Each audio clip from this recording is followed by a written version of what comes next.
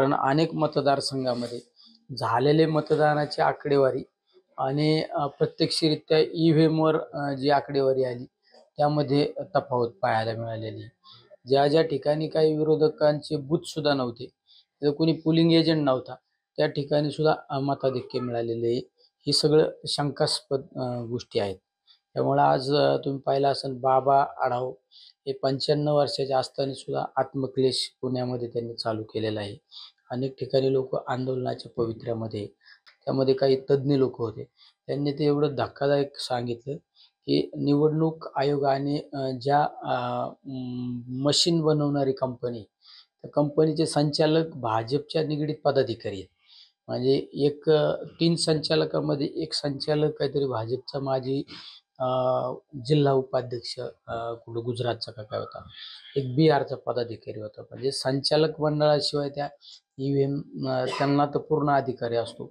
अशा सगळ्या गोष्टी एक आज समाजापुढे येऊ राहिलेल्या आहेत. मला तर माझे काही गावं अशी होती जिथे मला 1000-1500 मताचं मताधिक्य मिळणं अपेक्षित होतं. तिथे एक 50-100 मताचं मताधिक्य मिळालं. या सगळ्या गोष्टी शंकास्पद आहे.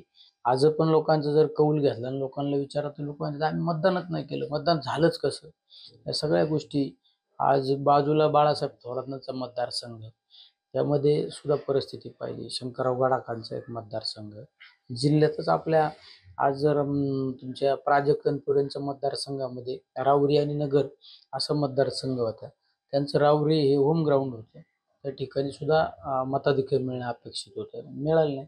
अशा राज्यामध्ये अनेक ठिकाणी आमचे कराडला बाळासाहेब पाटील असो, अशा अनेक दिग्गजांचा या सगळ्या तांत्रिक गोष्टीमुळे आज पराभवाला सामोरं जावं लागले.